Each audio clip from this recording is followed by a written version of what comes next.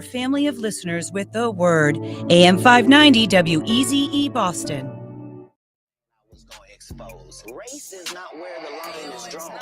It's God's side and the other side. It's up for all of them. It don't matter if you did Hey, or whoever. we are on. And sometimes I'm just thinking so much in my mind about, just it happening. And then all of a sudden it happens. We're on. Does that make sense? I'm saying I can't wait till it happens. I can't wait till it happens. It's like Christmas. Then it's here. It's already here. Ladies and gentlemen, we are the Amazing Grace Sports Network. It is 9 o'clock. And if it's 9 o'clock, we are here and you are there. It's supposed to be that way. It's all by divine intervention. Yes, it is. We are very lucky. I am back here with Kevin Chrism. He's back. Good to be here, too. Missed him terribly last week. Guys, we're like Batman and Robin. I look a little bit like Batman, don't I? And he looks a little bit like Robin. Yes, that's what they all say. Yeah, and also it's the age difference. I'm much older than him. He's still a young pup, but believe me, when I need something, Kevin has a memory like a steel vault. I mean, this guy has statistics on the back of facts. I have facts. He brings statistics with the facts. I'm always amazed. So thank you, Kevin, for being back. Well, it's good to be back. I just joked with you off air that when you're off for a week, it feels like you've been gone for a year. So happy to be back here. Where else would rather be on a Saturday morning than talking sports? No other place. And if we can get this up to 2 or 3 hours, we'd be even happier. Yes, that is for sure. I don't know if happy is the right word with all the things that are going around in the Boston sports world, but I would be happy. I would be happy to talk about it. Happy that we just have the opportunity to talk about it. Yeah, it's fantastic. As the Red Sox stumble and bubble, and the Celtics admit that it's going to be a bridge year, or as Kevin calls it, I call it a gone year. But we're going to get right into it. I'm going to say a prayer, and let's get it done. Saturday on the 12th week of Ordinary Time. From Genesis 18:15. The Lord appeared to Abraham by the oaks of Mamre as he sat at the entrance of the tent in the heat of the day. He looked up and saw 3 men standing near him. When he saw them, he ran from the tent entrance to meet them and bowed down to the ground and said, "My Lord, if I find favor with you, do not pass your servant. Let a little water be brought to wash your feet, rest yourself under the tree, and let me bring a little bread that you might refresh yourself. And after that, you may pass on." So they said, "Do as you have said." And Abraham hastened to the tent to Sarah and said, "Make ready quickly 3 measures of flour. Knead it, make cakes." And Abraham ran to the herd, took a calf, tender and good, and gave it to the servant who hastened to prepare it, which he did. Then they said to him, after they finished eating, "Where's your wife Sarah?" And he said, "There in the tent." Then one said, "I will surely return to you in due season, and your wife Sarah shall have a son." And Sarah was listening at the tent at this time. And because Abraham and her were old and advanced in years, Sarah laughed to herself, saying, "After I have grown old and my husband is old, I shall have pleasure. I shall have that pleasure of a child." The Lord said to Abraham, "Why did Sarah laugh and say, shall I indeed bear a child now that I am old? Is anything too wonderful for the Lord? At the set time, I will return to you in due season, and Sarah shall have a son." Amen. Amen. Just goes to show, as Kevin Garnett said after winning the 2008 championship, anything is possible with God. There you have it, ladies and gentlemen. No doubt about that. That's our prayer for today. Very good. Anything is possible with God. Now we're going to move on to Today in History. Today in History. The sound is Well, I'll just say it, and then we'll go right into it because you had the first one anyway. Today in History. That's a restream problem. That's not our problem. Just want to put that out there. All right. Anyway, on June 28th, 1919, Boston Red Sox pitcher, right-hander Carl Mays pitched a complete game doubleheader against the Yankees, winning the first game 2-0, losing the second game 4-1. Imagine, Clay, a pitcher in today's world pitching in a doubleheader. These guys, both games. These guys don't even want to play a doubleheader. That's true. Much less the pitcher pitched. And that both game games. was at the Polo Grounds, the Polo old Polo Grounds. Grounds in New York City. Unbelievable. Unbelievable. Unbelievable. Certainly wouldn't see that today. No. We have guys that they can't handle taking over first base. Yeah, that's for Much sure. less pitching a doubleheader. Mm-hmm. I mean, taking over third base when they cried that they wanted to stay at third base. But that's water under the bridge. Ladies and gentlemen, on June 28th in 1957, Major League Baseball Commissioner Ford Frick overruled the fans' voting due to a ballot stuffing in Cincinnati, and he named as the guy that he wanted on there. Let's see what we got there. Right? He named 3 Hall of Famers to the All-Star game. He named Stan Musial, Willie Mays, and Hank Aaron to the All-Star team. And I tell you, it was ballot stuffing even then. Even in 1957. You can't trust people these days, huh? When it comes to baseball or anything, they always try to get what they want instead of what should be done correctly. But life goes on. Life does go on, especially when it was in 1957. Fast forwarding 30 years later, on June 28th in 1987, Red Sox outfielder Don Baylor set the MLB career hit-by-pitch mark 244 times. He was hit by a pitch in a season when it was plunked by Rick Rhoden, and Red Sox 6-2 win over the Yankees. Unbelievable. You just don't see that anymore. You see a lot of players being walked, especially like an Aaron Judge, intentional walks and leading leagues in walks by being hit by a pitch. The Red Sox, for a reason, Kevin Youkilis always was hit by a pitch due to his unique stance. But Don Baylor certainly the record setter for that. And I don't think we'll see anyone close to breaking that. Don Baylor was great at getting hit. He easily give up a hip, a leg, a foot, a toe, an elbow, even in the head. He'd even duck into the ball to get on base. He was that. Actually, he was that guy, and you had to love him because he would do anything for a team. He once was a very, very, very good hitter with power, but those days are gone by the time he got to the Red Sox. And I think many of the Red Sox players should emulate him. Yeah, right now, seeing their averages, they should emulate him and do whatever they can to get on base, because right now they are terrible. They are terrible. That's saying such. Well, we'll talk about the Red Sox in just a few minutes. Let me go back here and see if our music is... There we go. So that... Today in history. That's it. Sounds good. All right, let's get our commercials out the way, because 844-249-5247. I want you guys to call in. Listen, I was driving around. I listened to the mainstream sports radio, and the worst thing that it was terrible, because the host talked 10 minutes and they put on a caller for 1 minute, and then they get them off like within 30 seconds to 45 seconds. But they talk another 10 to 15 minutes. It was terrible. We don't want to talk here. We want you guys to do the talking. So call in 844-249-5247. We are the anti-mainstream media. And a lot of those callers, too, in those mainstream shows will wait several hours to be on the line just to make a point. You won't have to wait hours that probably had already been made, and you're only given 20 to 30 seconds, maybe. Just usher it off. Right. They cut you off. Okay, that's enough, and just click. Yep. And then they take over and keep talking for another 10 to 15 minutes on something. Oh, well. Anyway, we'll say hello to our friends at Dillon's and Karma, and then come back for our points of discussion. Oh, good joy, the Boston Red Sox. Here we go, saying hello to Dillon's.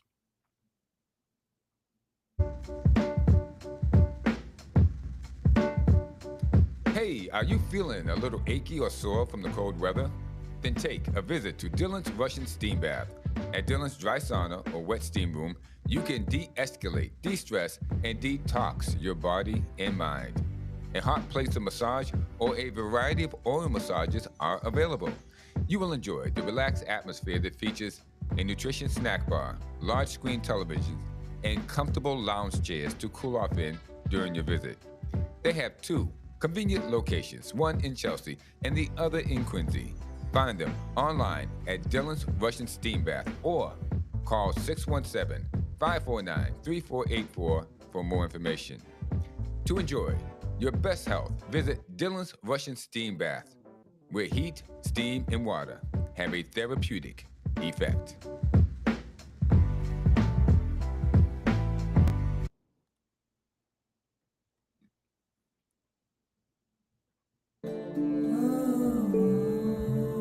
Ladies and gentlemen, how would you like to feel better, stand straighter, and enjoy daily activities without pain? Then Look no further than Karma Don Yoga.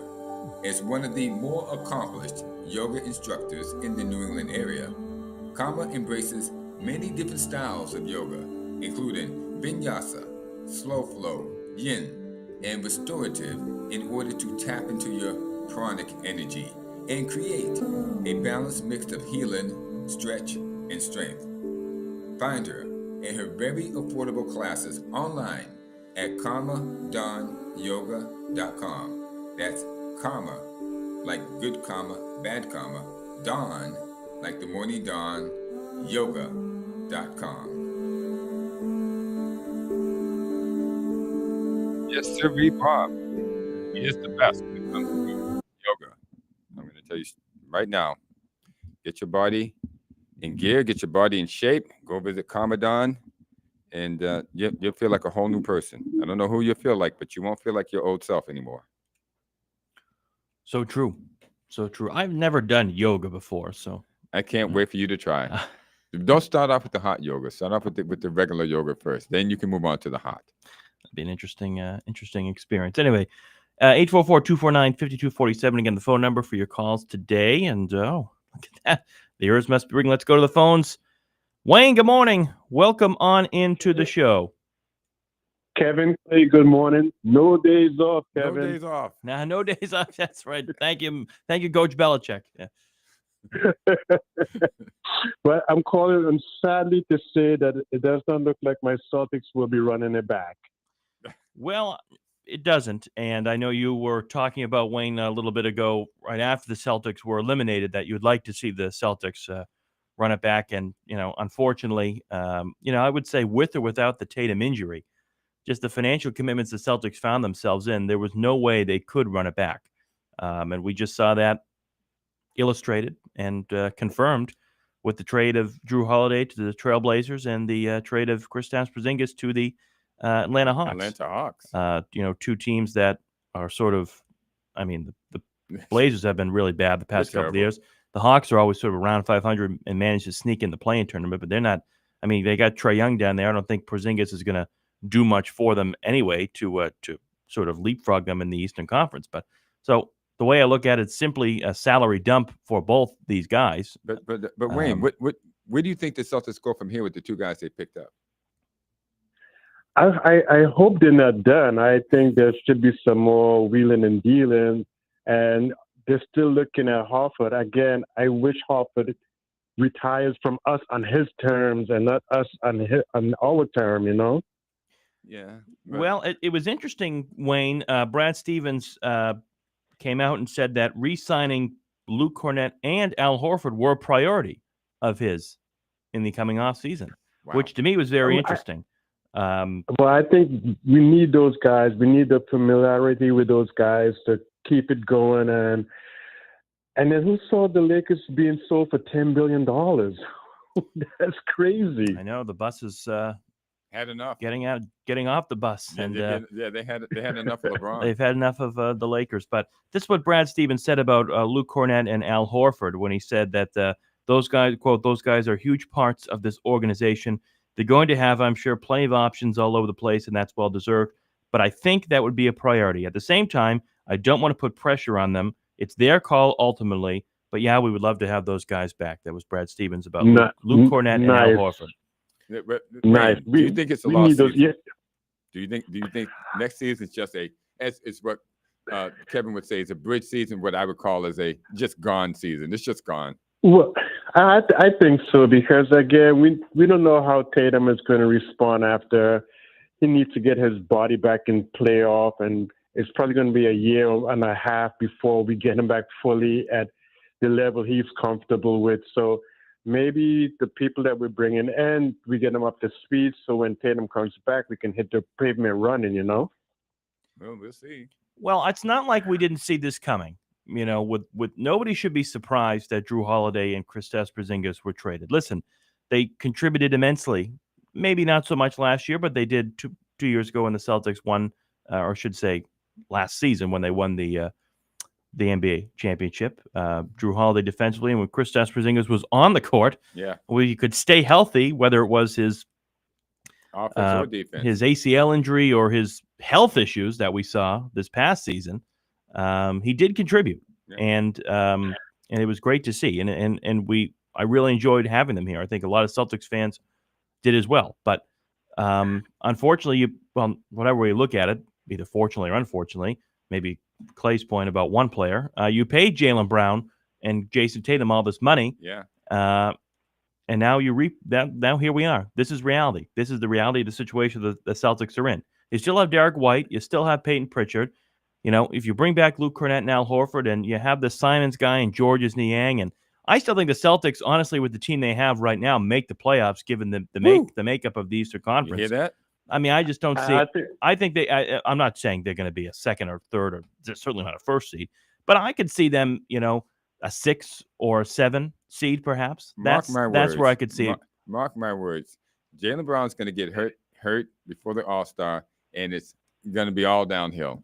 They should have traded him when they had the chance, and they still have the chance. I think he should have been put on the block for Cooper Flag, see if Dallas would have flinched.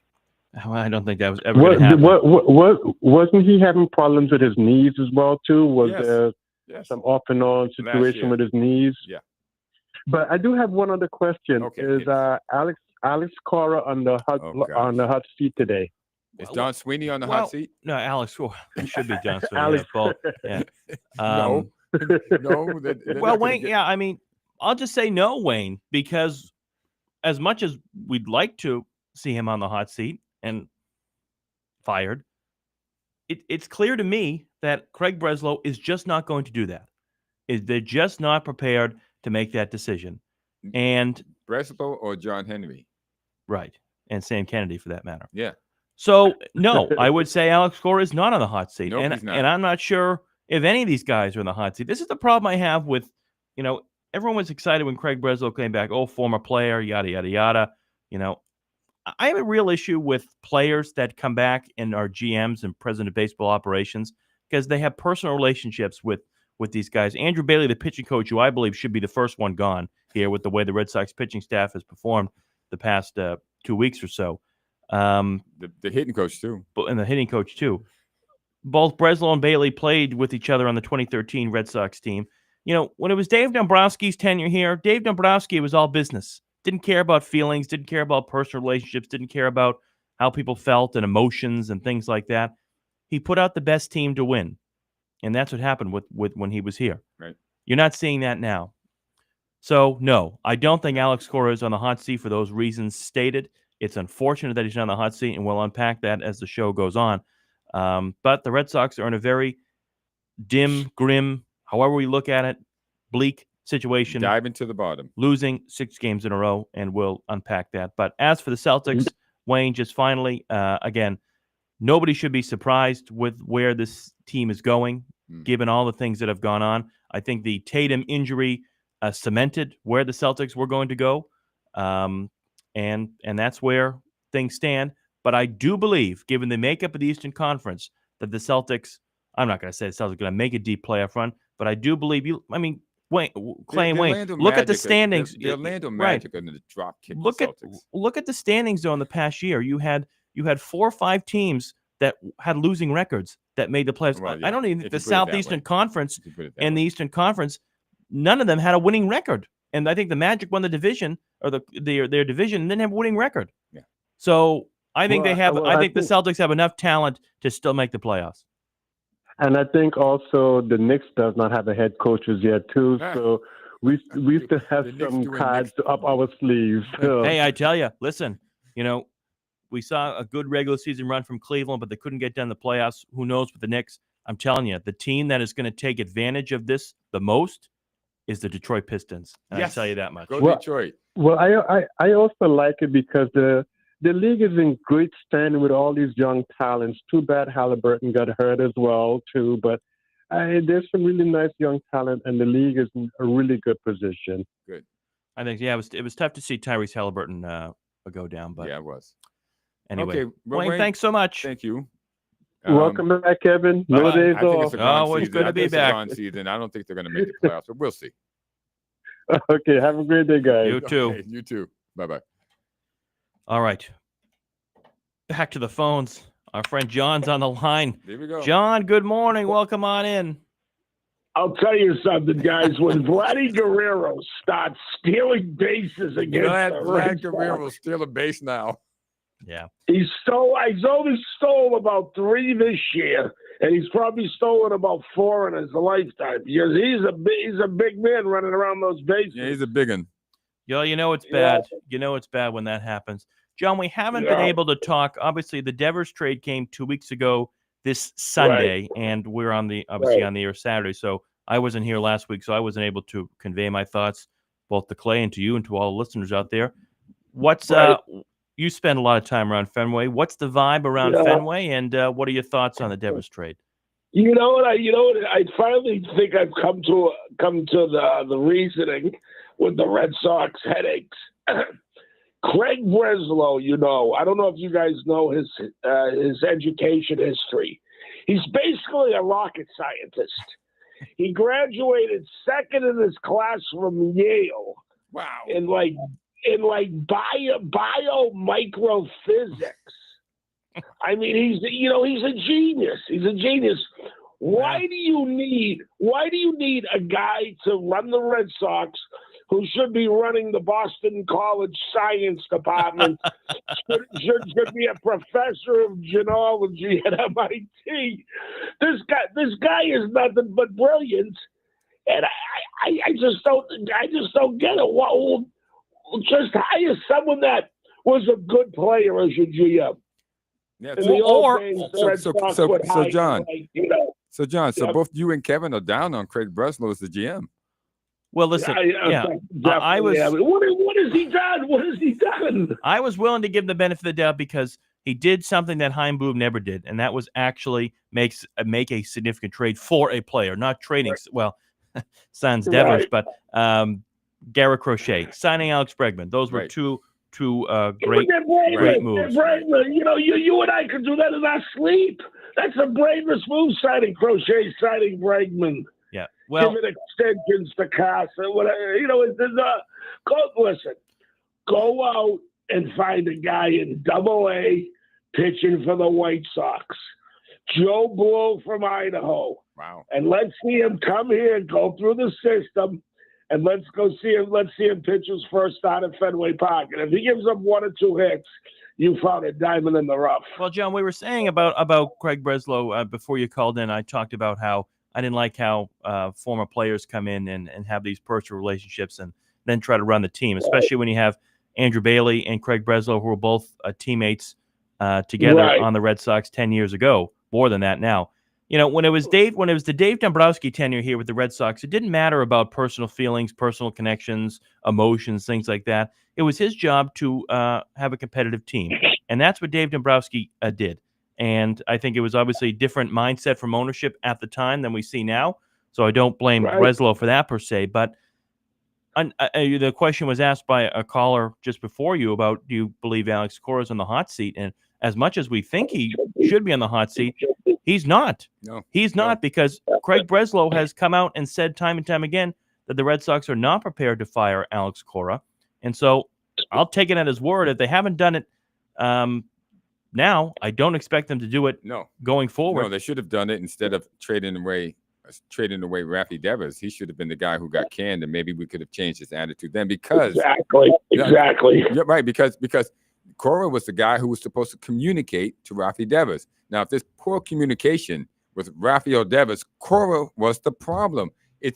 He's a guy who barely speaks English or understands English, even after 10 years. On this team. His Rafael Devers' English is deplorable. Right. So they have a lot of interpreters to get, in interviews and stuff. Right. So Cora's the guy. Cora's the guy who screwed it all up, and how he gets out of it. It's like him playing Romy Gonzalez at second base when Romy Gonzalez drops the ball, but he's been playing first base 7/8 of the time, and all of a sudden you just stick him at second. And everyone says, nobody says anything about Alax Cora. What the heck were you doing playing him at second? Nobody questions this guy's decisions and all the bad moves he makes. They blame the players, they blame Devers, they blame Breslow, they blame everybody but Alax Cora, who is the constant and the main guy who's still there, who's been doing all this. Well, since the Rafael Devers trade, the Red Sox are 3-7. They're in the midst of a 6-game losing streak. They dropped 500. Remember when the Red Sox just 2 weeks ago swept the Yankees at Fenway Park? Everybody was happy. And then they were headed out. They took. Then they pulled the trade. Yeah, I know. The next day. They were on a roll. Not the next day. Red Sox That evening. That evening they pulled the trade. Right. They took 2 out of 3 from Tampa, swept the Yankees at home, and they before that took 2 out of 3 from the Yankees in the Bronx. This was a feel-good moment. The Red Sox finally turned around. I've always said about this Red Sox team, it's a 1 step forward, 2 steps back team. But they had to make that move because I'll tell you a funny story. Ted Williams said the hardest thing to do in sports is hit a baseball. Yeah. Well, I'm going to tell you, both you guys, the easiest thing in sports is to play first base. I saw Kevin Millar. I think he went out on Sunday one day at Fenway. I was down there real early. And I said, Kevin, you landed a good little gig with the Orioles. I said, are they giving you the first base job? He told me, he says, can you imagine they giving me $1.6 million to play first base? It's like babysitting. It's an easy job. Yeah. And Millar was laughing about the Orioles giving him that kind of money to play first. He's not playing third base. He's not playing left field. He's playing first base. Now, do you guys remember Steve Malboni? Yeah. He was the first baseman from the Royals. I think he weighed 330 pounds. He was a big man who had a pretty good major league career. Yeah. He came up with the Royals, played for the Yankees. Playing first is easy, and Rafael wouldn't take it. But then again, I blame Cora. Who's the guy who's supposed to be communicating this to Rafael Devers? The importance or the greatness that could happen if he takes on the first base job. The whole thing was botched. There's no doubt about it. And the communication guy is Alax Cora. Yeah. Exactly. I've never been a big fan of his since that Houston Astros incident with the cheating. Right. Now, did you see before who was the Christian Vasquez? They were on the road, and I guess there were 3 guys in the hotel bar, Cora, Christian Vasquez, and this was a week before he got traded, another guy. They said everybody was friendly after the game, having a few drinks, having a few beers, and then it got into push come to shove between Cora, Christian Vasquez, and the other guy. And it all stemmed. Christian Vasquez brought up the point. He goes, you keep downplaying this cheating thing in Houston. But he says, my agent says, you should have been banned from baseball for life with Pete Rose. Well, it was gambling. It was a seriously, guys, what's worse for the integrity of any sport but cheating, getting an unfair edge? Pete Rose, who knows if he bet on his own team, but Pete Rose, to me, betting on the Seattle Mariners and Oakland A's game on June 5th, 1991, that doesn't seem to be a problem for me. If he bet on his own team, yes, then he has control of the game. Rose had no control over these major league games. Right. Then they crucified the guy. Right. Yeah. Alax Cora's been ejected twice, too, over the last week. Yeah, out west. I think he's gonna get in this year. But I'll tell you a funny thing. You know who was making a big motion for Pete Rose to get into the Hall of Fame? Who's that? Donald Trump. Yeah, he is. He said he was gonna pardon them. Yeah. Well, we'll see what happens with all that. Well, John, Donald's always got his finger on the pulse. John, thanks so much, and keep doing what you're doing. And I know you're very excited too about the OKC Thunder winning the NBA championship as well. That was a great thing for the city guys. After I'll tell you, I sent you a text, Kevin. I was in Oklahoma City with a friend of mine, just on a little vacation. We were driving around in a rental car, going to games and stuff. And I went to the Oklahoma City Muirfield Building Memorial. Yeah. And I was floored. I was absolutely floored how well it was done, how emotional it was. Emotional. And we went into the Oklahoma City Sacramento Kings game that same night. Wow. I found myself sitting there saying, well, you won't be able to get those tickets next year. Don't even think about it. Oh, yeah. I said to myself, How can I enjoy this after that Timothy McVeigh guy told us shenanigans Right. 11 years ago? Right. If you guys ever get a chance to go out to Oklahoma City, make sure you take in that museum, because they said when they blew up that Ryder truck, they said the pieces of the axle and tires were found 100 miles away. It was a terrible tragedy. Can you imagine the force behind that explosion to send that 100? That's like from here to what, the Cape? Right. That would be like an incident in downtown Boston and fragments being found in the Cape. Right. And I just found myself. I said, my buddy Terry, who was a biggest sports fan I ever knew, I said, hey, Terry, let's go to San Antonio on Tuesday, and we'll watch the Spurs play the Knicks. Well, And you're a world. we did. We want a traveling spree. Yeah, you're a world traveler, John. Hey, thanks so much. We got to run. We got to talk a little bit more here, but thanks so much as always. All Thanks, right, John. guys. Hey, thanks a lot, guys. Take it easy. Take it easy. It's always great. John has his finger on the pulse too. Always great perspective. Yes, the Oklahoma City Thunder obviously are the NBA champions. And did you stay up and watch Game 7 last week? It was rigged. The NBA wanted OKC to win. They wanted them to win all year. And it had to happen. But Indiana had them until NBA pulled them out of their hands and gave it back to them. Obviously, the Halliburton injury sort of cemented where it was going. But do you think if Halliburton would have stayed in that game, Indiana would have won? It's hard to say. The NBA wanted OKC to win eventually. I think they were going to try to make it happen. They were doing the foul thing that they do for LeBron and the Lakers. You know, they're going to give the fouls to OKC. They might let you get a couple of fouls at the end when the game is decided, but they're going to put your main guys in foul trouble so that your main guys cannot play their main guys, and they're going to try to influence the decision. It's just the WWE, but they're trying to dress it up as the NBA. Oh, well, on to the offseason for the NBA. We'll see what happens. 844-249-5247. Continuing now our discussion on the Red Sox. We were going to transition to the NBA later in the show, but we've talked, I think, most about the NBA so far. So we'll stay in the Red Sox here for a little while longer. Obviously, the Red Sox are in the midst of a 6-game losing streak that is tied for second most losing streaks in Alax Cora's tenure as the Red Sox manager. The longest was an 8-game losing streak. He can reach that in this 2019, weekend. and that's exactly right. He can reach that this weekend. And he can time himself. As I mentioned, the Red Sox are a 1 step forward, 2 steps back team. Just as soon, I talked about this, Clay, 2 weeks ago when the Red Sox had swept the Yankees and were heading out west. It was a real feel good moment. You're starting to say, I'm starting to like this team a little bit, And then you trade Rafael Devers, you go out west, and you show some spunk. You took 2 or 3 from Seattle, and then you played Rafael, and Devers then you won the San Francisco Giants. Yeah, and then you take the first game of the San Francisco series, you lose the second, you have the third, that goes downhill. Then you get swept by the Angels, who for some reason have had the Red Sox number all year in the 6 games they played so far. The Angels had the Red Sox number 5-1 this year, so that was difficult to see. Walker Buehler obviously out there. 7 walks in 1 game, and the Red Sox have issued 8 or more walks in 3 of their last 7 games.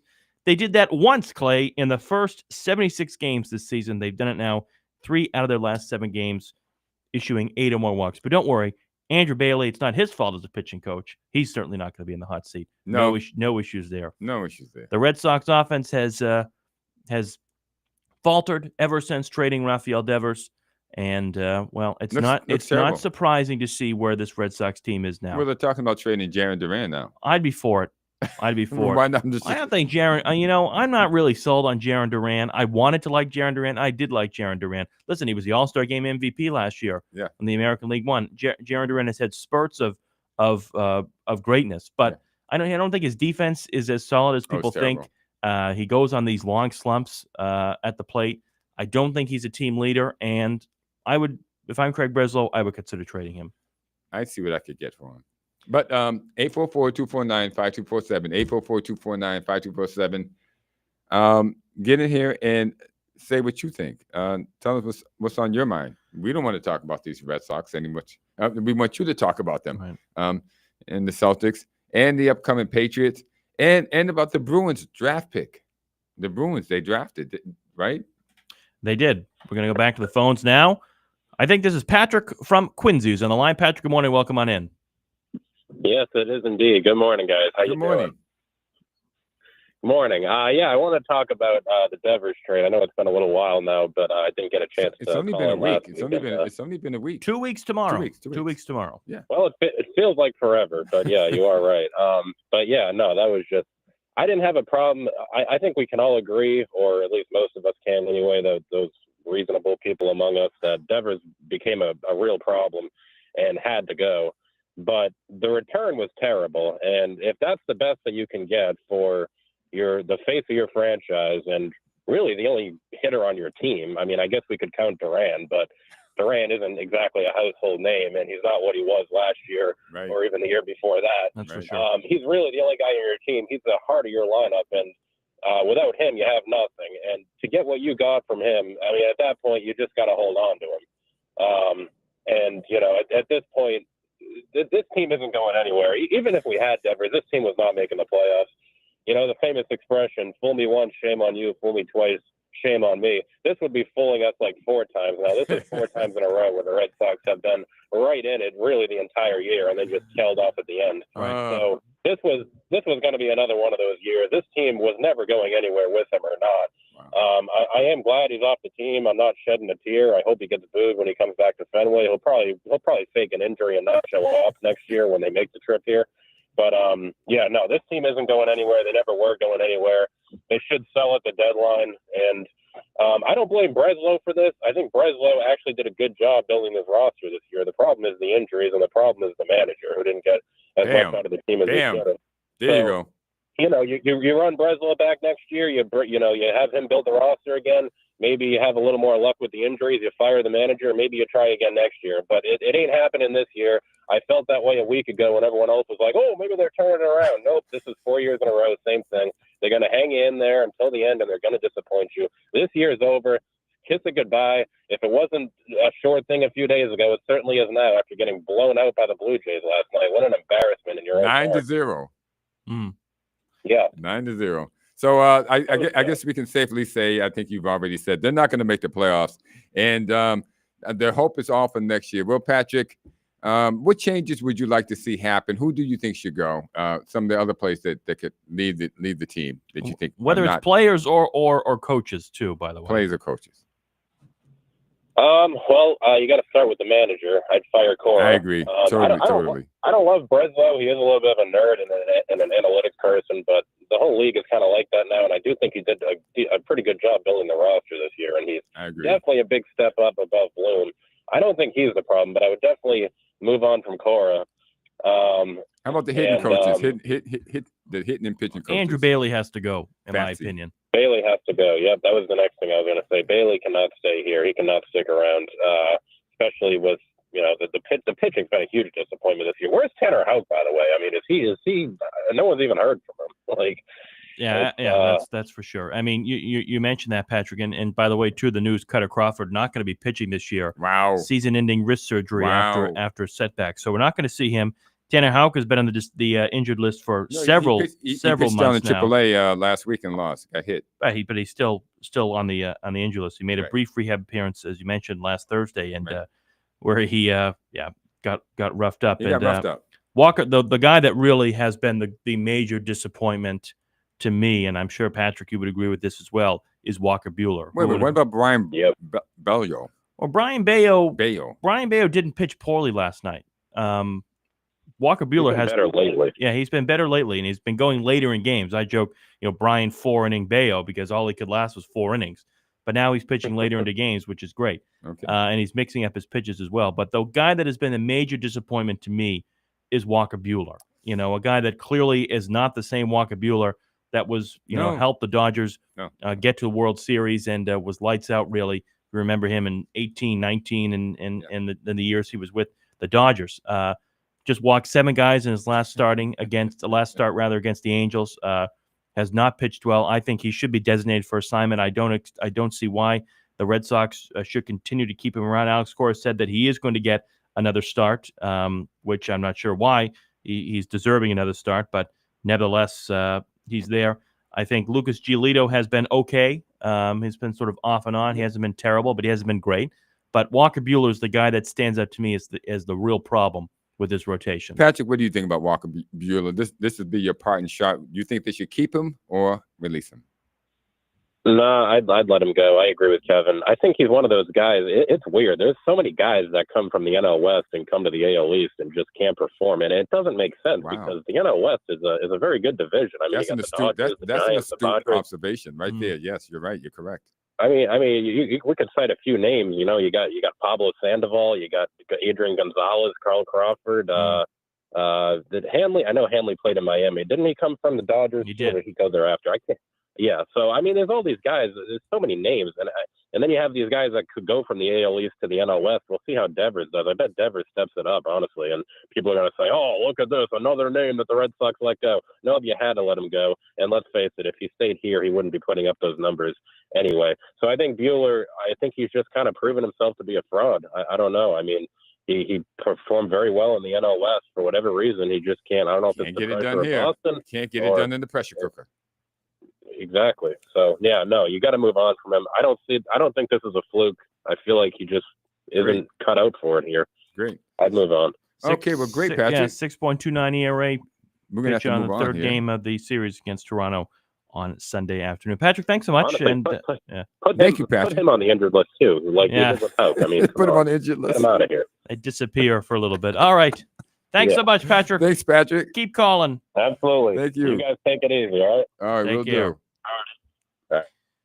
Well, Put him on Clay, put him on the injured list. get him out of here. Get That's him what they out of say. here. One of the things that really bothered me after the Rafael Devers trade in his first interview with the San Yeah. Francisco Giants Yeah. media Yeah. was when he said, quote, "I'm here to play wherever They they me want to. me to play." Devers Yes. said when speaking to the media head of his Giants Yes. debut. So whether Yeah. that's first base, whether that's third base, whether that remains to be a designated hitter. I still say that's Cora. I mean, I can't hit the ball any further. I'm every time you throw me that lob pitch, I'm just knocking it out the park. He's the guy who's supposed to communicate to Rafi Devers. Right, And but Clay, Devers can't have it both ways. He can't come out and say that, and then he can't say, well, they should have told me before the season. who is this they? The front office. Front office they don't speak Spanish. Cora does. Well, I'm sure they have an umpteen amount of translators in there and interpreters that can, I guess, relay that message. But you can't have it both ways. You certainly can't have it both ways. And I'm not sure. There's reports that he was a cancer in the locker room. I don't think he was a cancer in the locker room. I think he was a cancer to the front office. And I think he was done immediately when the report was that John Henry, the owner, had to actually pay attention to the Red Sox team and get off from the soccer from a minute and actually care about what this Red Sox team is, and to fly to Kansas City out of all places. You think he was happy about having to travel to Kansas City? John Henry and his private jets. It's a private jet. Why should you it know? bother him? It And the should fact be just that a luxury flight, the fact that champagne. the fact that he had to come out and talk to Rafael Devers, that was the moment that I said, all right, he's done. And so, yes, you're obviously surprised when, especially after the Red Sox had been winning as they had been and contributing, so many guys contributing. Yeah, I was shocked when that trade came out. But if you really peel back the curtain and you really see what's gone on with the situation in the offseason, with everything that's gone on in the season, was it really surprising that the Red Sox traded him? I don't think so. But again, ownership is a bunch of blundering idiots. The fact that they, again, scrap the Devers trade for a minute. The greatest single worst trade the Red Sox ever could have made was trading Mookie Betts. Should be a criminal act. They should be put up on charges for that because it's an absolute abomination. An abomination for this team. I'm going to work for the rest of my life to make sure you do not become a legislator, because if you do, you are going to make that a criminal act. You're going to bring back people from 15 to 20 years ago just to hang them high on the Mookie Betts Act. Are you supporting? Do you believe the Mookie Betts trade was a good trade? I think we should move on to our commercial. He doesn't want to talk about it. He thinks it was a good trade. I do not. I'd love to hear that. No. He's not getting me on that one. He's not getting me. I didn't say that. I didn't say I thought it was a good trade. All right, whatever. You're not getting me on that one. Well, I'd love to have someone call in and defend that trade. If there's somebody out there that says yes, the Red Sox should have traded Mookie Betts, I'd love to have a conversation with you. I'd like to hear that one too. Anyway, let's say hello to our friends at Oyama Investments. It won't be me. One of our great sponsors here on the show. If you're looking for a smart investment for a home, we want to welcome you to Oyama Investments Limited, where your dreams find a foundation. At Oyama, they're more than just your real estate friend, they're your trusted partner, building a secure future, whether you're investing in a property that'll grow with you or purchasing a dream home. They make the process easy, transparent, and also rewarding as well. They specialize in finding properties that align perfectly with your goals. Imagine yourself owning a piece of the future, whether it be a luxury apartment, a commercial space, or a family home in the perfect neighborhood. And if you're new to the real estate investment world, well, don't worry. They're every step of the way helping you make informed choices with confidence. With real estate prices rising, there's never been a better time to invest. If you're ready to see your dreams come to life, visit www.oyamainvestments.com. Give them a ring, 617-221-8881 today, where your vision becomes reality. That's good friends at Oyama Investments. Gotta love it. Gotta love it. Yeah, ladies and gentlemen, we're back.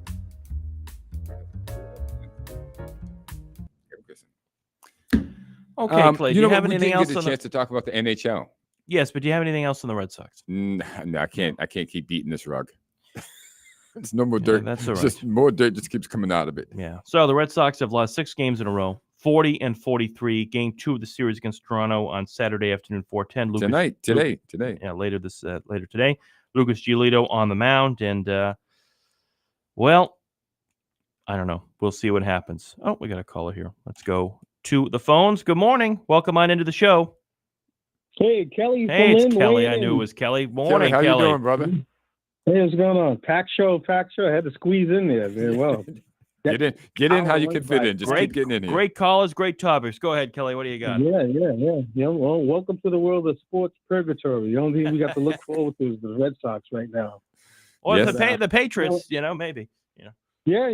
I can't believe in 30-something more days we got the Hall of Fame game in the NFL season kicked off. Ooh. It's coming up. We're gonna have to. Ooh. We're gonna have to soon switch to NFL. Yeah. It won't happen too fast. We know that. I've Yeah. only been talking about it for a couple of weeks, trying to get it on the agenda, but that's all right. Go ahead. What do you got, Kelly? Yeah. But first, let me.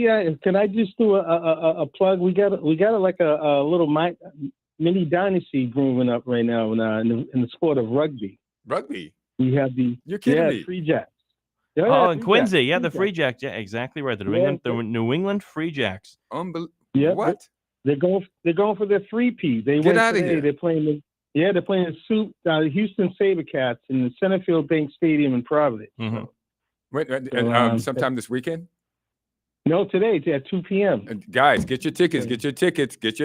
You can watch a three-peat happen right in front of you for the Quincy Free Jacks in rugby. Yeah. Unbelievable. Yeah, good venue. It holds about 10,000 people. So there'll be 3 in a row. They're quite. You don't hear that much, They're quite popular. Kelly, the Free Jacks are. Yeah, They play yeah. their home stadium in Quincy. The And Memorial Stadium. Yeah.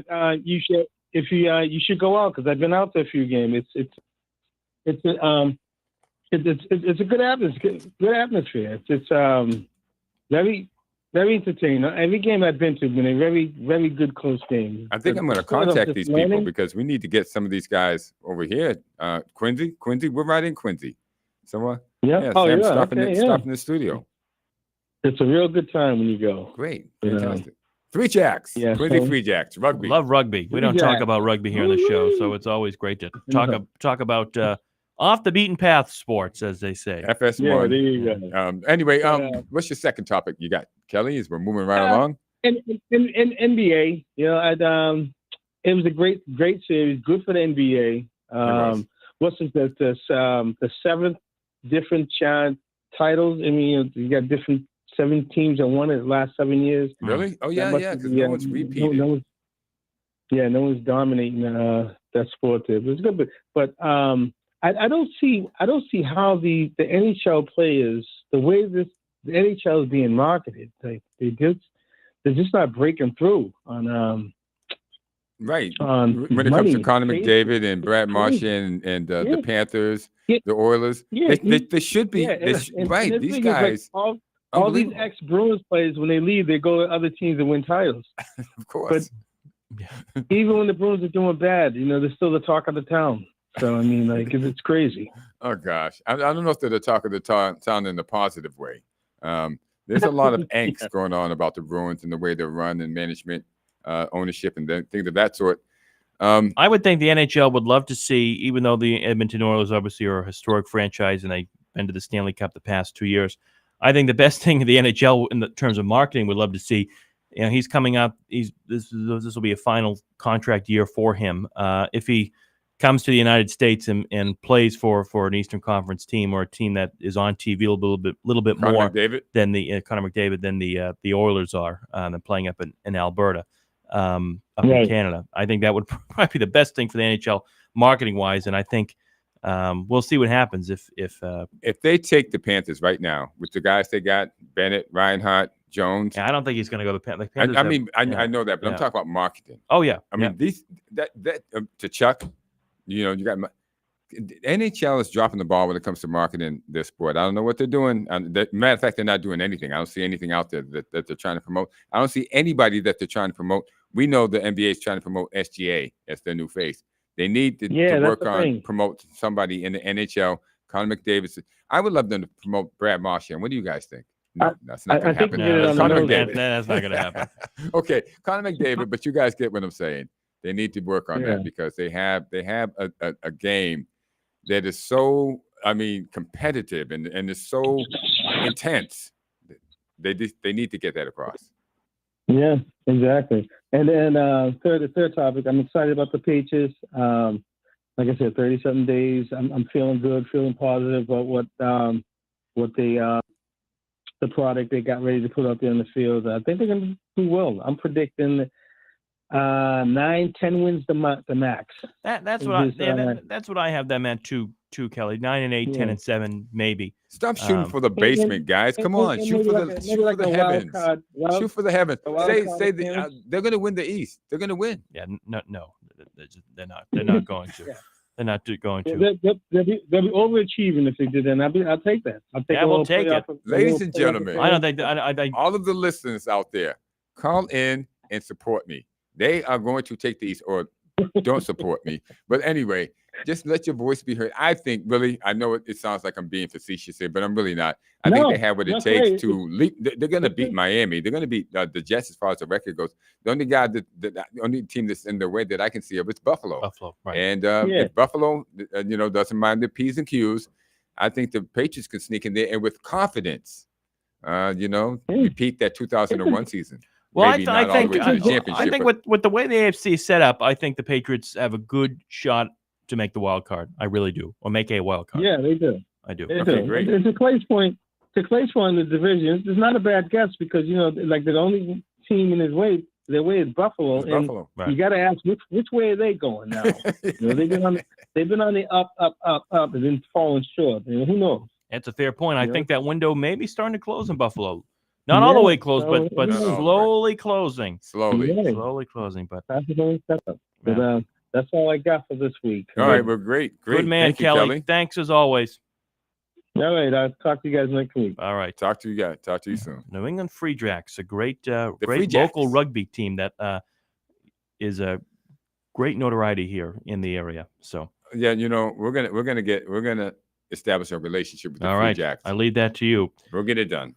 We'll get it done. All righty then. 2-minute drill here with the final 2 minutes here of the show. Yes, on the NHL, we did see, of course, Florida Panthers winning the Stanley Cup over the Edmonton Oilers in 6 games. The Bruins last night drafting right in the own backyard. Boston College's own James Hagens with the 7th overall pick in the 2025 NHL draft on Friday night. Freshman at BC, center. Well, quick little kid, as they say, and racked up 39 goals and 102 points in 58 games with the U.S. national team, the development league, leading into his draft year. Really a great star with the under-18 team in the United States to set the tournament record, Clay, with 22 points in just 7 contests when the U.S. won the silver medal that year, and arguably had one of the best lines. What do you think, Kevin? With BC, I think it's a good pick. It's a good pick, and they didn't blow it this time. Well, we'll see. I just don't know until he's out there. You don't know, but from the outset, just looking at it, it's a good pick. He's a great dynamic hockey player. A lot of scouts, a lot of analysts have been behind the pick. So let's hope. Don Sweeney. What is this now? Don Sweeney's 10th chance at a good draft. But yeah. Anyway. Well, kid, good luck. You're going to need it with the Bruins. And, good luck is all I can say. Good luck. And good luck to all of you as we head towards the final 30 seconds of the show. Back with you next week. Enjoy the weekend, and we'll be back with you on July 5th next week. So happy 4th of July to everyone. Enjoy. I have to make an announcement. All right, hold on. You got 15 seconds. Happy birthday, honey. And that's very tomorrow's good. my wife's birthday, Yukiko. Happy birthday. Happy birthday, honey. And I'll be taking you to that Baroque program that you wanted to go see tomorrow. Have a good weekend, everybody. We'll see you in July. See you in July.